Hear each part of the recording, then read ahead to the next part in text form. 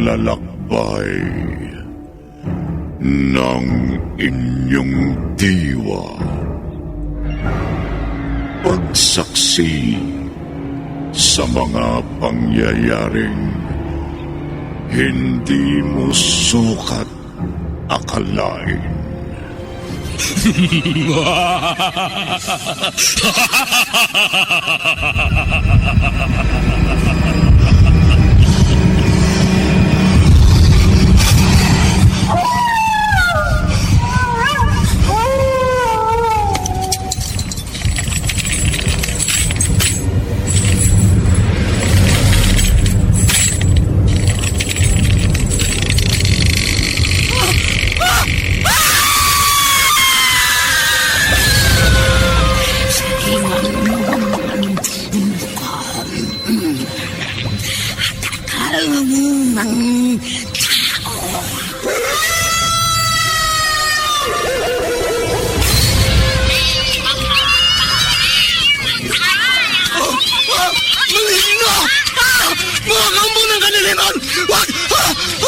Huwag kayong lalapit sa akin!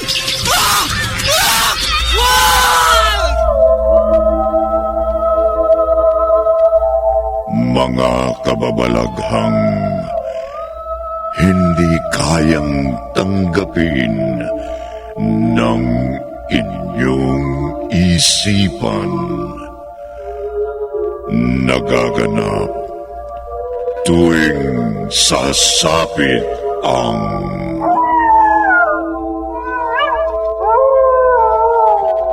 gabi ng lagi.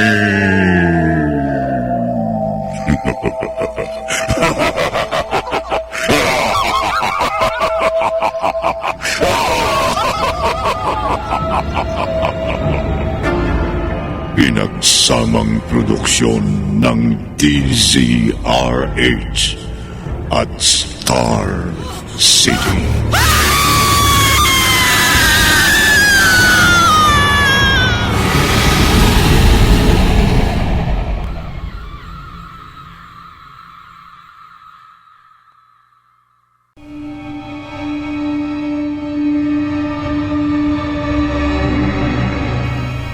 Magandang gabi, kaibigan.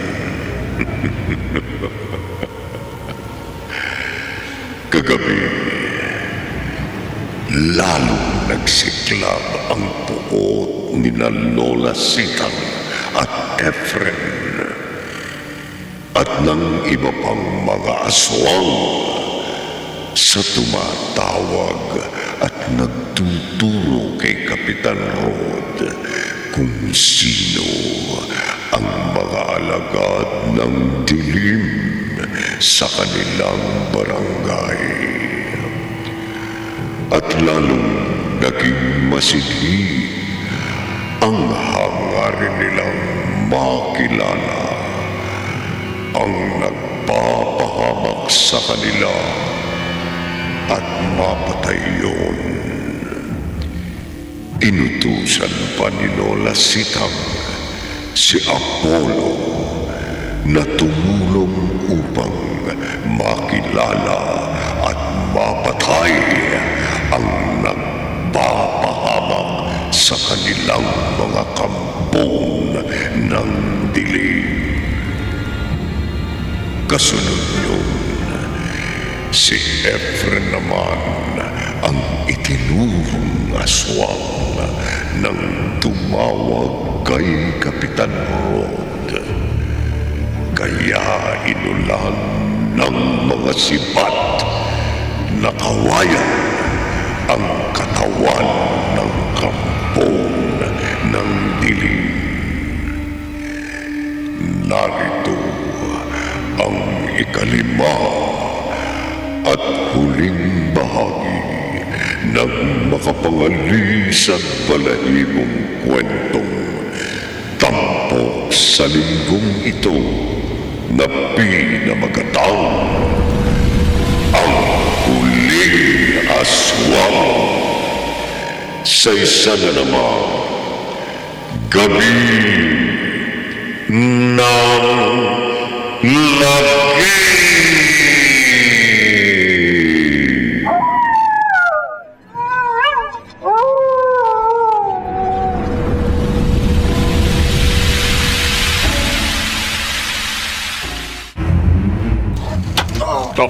Tama nga mga tanod. Tadtad na ng sibat na kawayan ng katawan ng aswang. Nakahandusay na isa sa lupa at nag-aagaw buhay.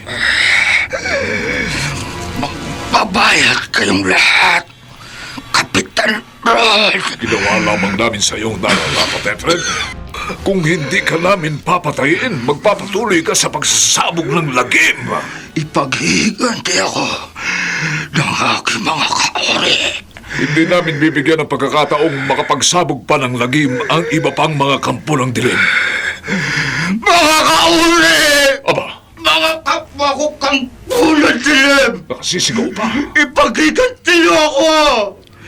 Patayin niyo lahat ng ating mga kaaway! Magsabog kayo ng lagim!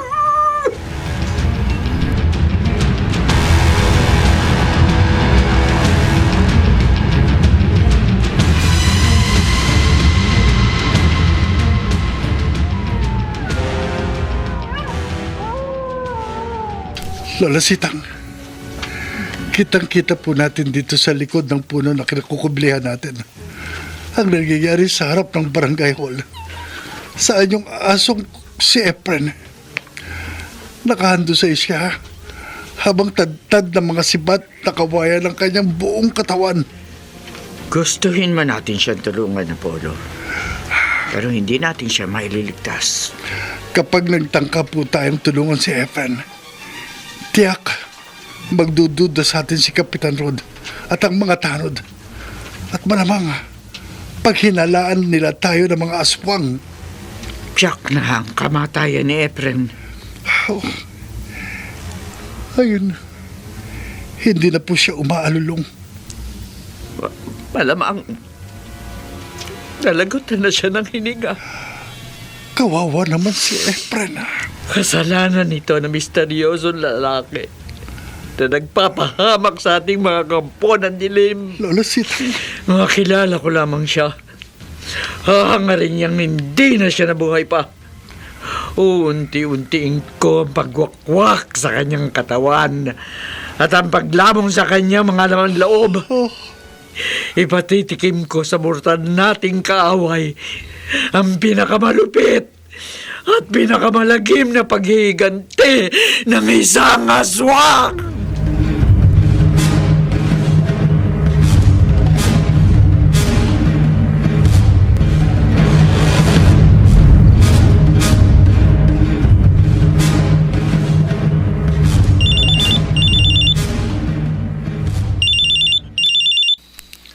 Hello?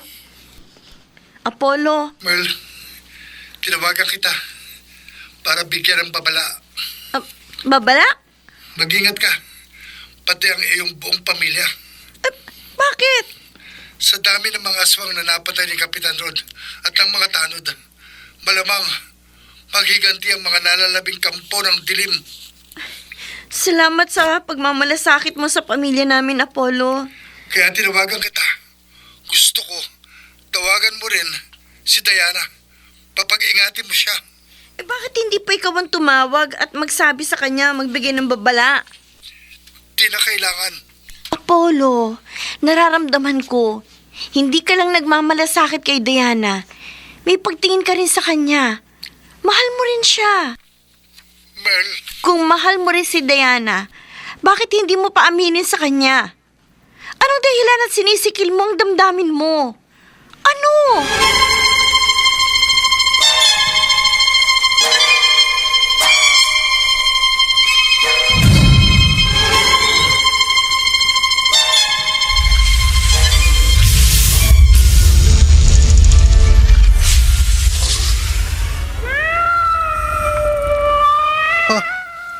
Lola Sitang, bakit kayo nagbago ng anyo? Maganyong hayop ka rin, Apollo. Magkasama tayong lalakad ngayong gabi. Ako na lang kayang lalakad para maghanap sa taong mortal nating kaaway. Sa misteryosong lalaking tumatawag kay Kapitan Rod at nagpapahamak sa atin ng mga aswang. Maghahanap tayo sa mortal nating kaaway. Pero sasabayan natin yon ng pambibiktima ng pagpatay at paglamon sa laman loob ng sino man tao na ating bibiktimahin. Lola Sitang, Ipaghihigan din natin ang mga kauri natin na napatay. Apollo, gabi-gabi tayong papatay. Gabi-gabi tayong magsasabog ng lagim.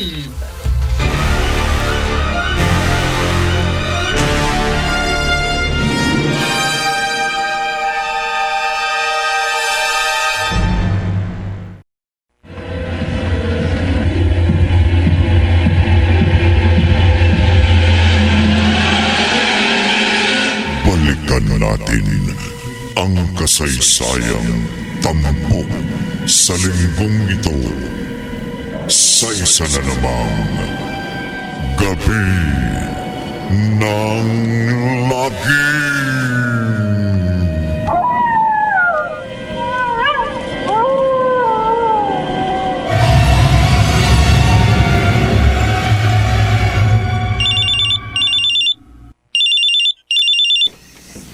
Hello, kaibigan. alam mo nang ako ang tumatawag sa iyo, Kapitan Rod. Kabisado ko na ang numero ng iyong cellphone. Kabisado mo na rin, Kapitan, kung bakit ako tumawag sa iyo. May ituturo ka uli sa akin na kampo ng dilim? Dalawa na lamang ang nalalabing aswang sa barangay. Dalawa? Sino sila, kaibigan? Ang isa, si Lola Sitang. Hindi. Si Lola Sitang? Ang lola ni Apollo? Isang aswang?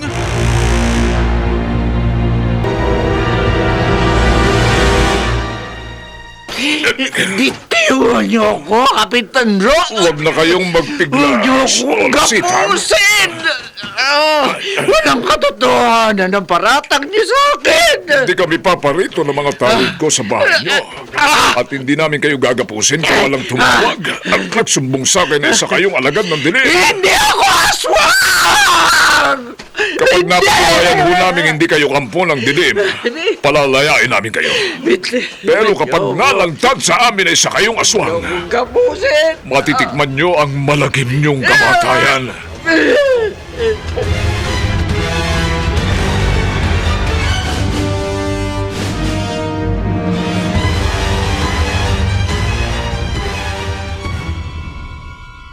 Pakawalan niyo ako!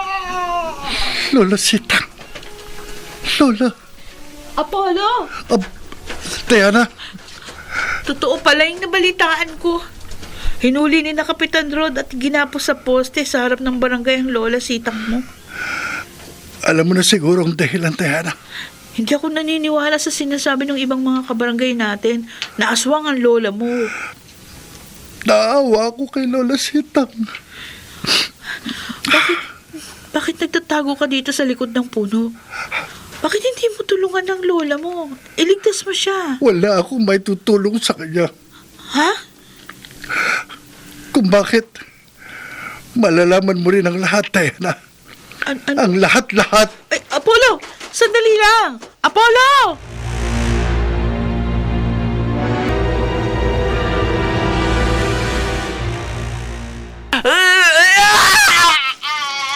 Ngayon mo pa sinungalingan ang paratang namin sa iyo, Lola Sitang.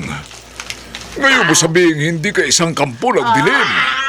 Ngayon parang nasunog ang katawan mo na nasayaran ng mga butin ng bawang na ikinumintas namin sa iyong leeg na nagpapatunay na isa kang aswang. Magbabayad kayo ng mga tanod mo, Kapitan. Gagamitin ko ang ultimatum ng aking kapangyarihan para makapaghiganti sa inyo lahat! Ipatitikim ko sa inyo lahat ang pinakamalagim na kamatayan! Kapitan! Nagbabago ang kanyo ni Lola Sitang! Nagiging isa siya malaking baboy din! Hindi ka nagbabago ng mga mata na nakatitig sa akin! Oo nga! Matitikman niyo ang bagsik ng aking paghihiganti! Mga tanod, huwag na natin siyang bigyan ng pagkakataong makapagsabog pa ng lagim.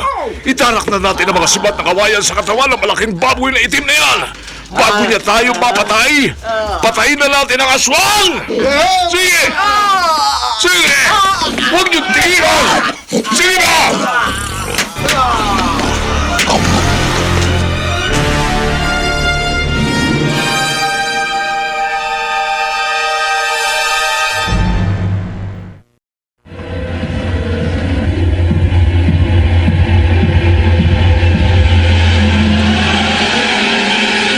Balikan natin ang kasaysayang tampok sa linggong ito sa isa na namang Gabi ng Lagim.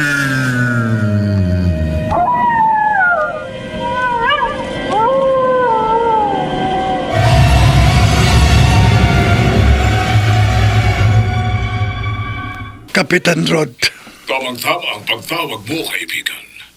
Napatay na namin ang mga tanod ko, si Lola Sitang. panahon na para malaman mo kung sinong huling aswang sa barangay at kung sino ko. Sino ka ba talaga, kaibigan? At sino ang huling aswang sa aming barangay na tinutukoy mo? Makikilala mo siya. Makikilala siya ng lahat sa gabing ito. Sige na, Kapitan. Ito na ang huli nating pag-uusap. Sandali lang, Ed. Sandali, teka muna! Hindi yun na kailangan tungisan ng inyong mga kamay, Kapitan. Bago pa kita tinawagan, nakalagay na sa leeg ko ang silo ng lubid na nakatali sa itaas ng aking kwarto. At kapag tumalon ako sa silyang kinatatayuan ko, mabibigti na ako. At matatapos na ang buhay ng huling aswang.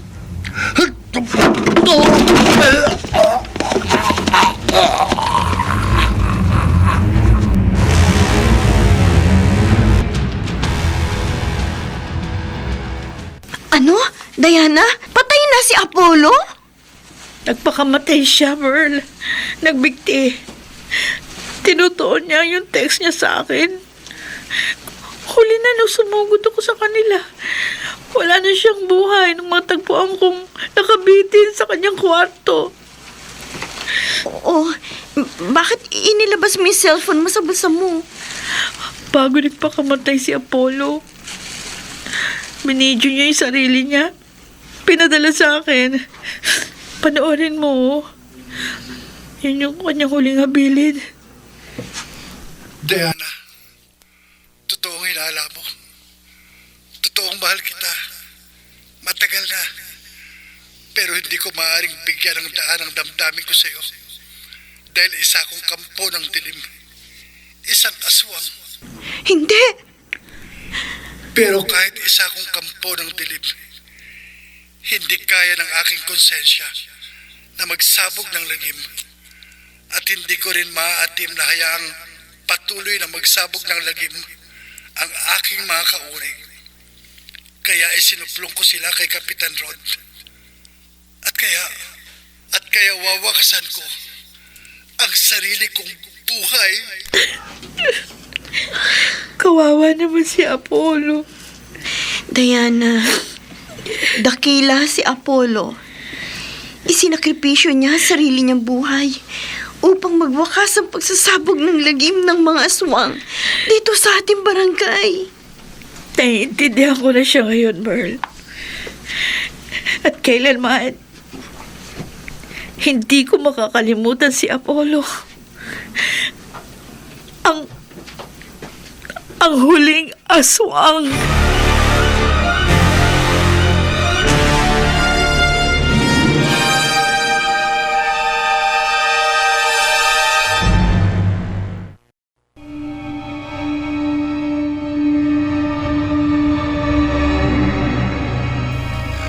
Kadalasan, ang mga kampo ng dilim ay walang pangining nagsasabog ng lagim. Subalit kung minsan may kampo ng dilim na handang magbuwis ng sariling buhay. Magwakas lamang ang lagim. Dito natatapos ang ating tampok na kwento sa linggong ito na pinamagatang ang huling aswang sa isa na naman gabi ng lagi.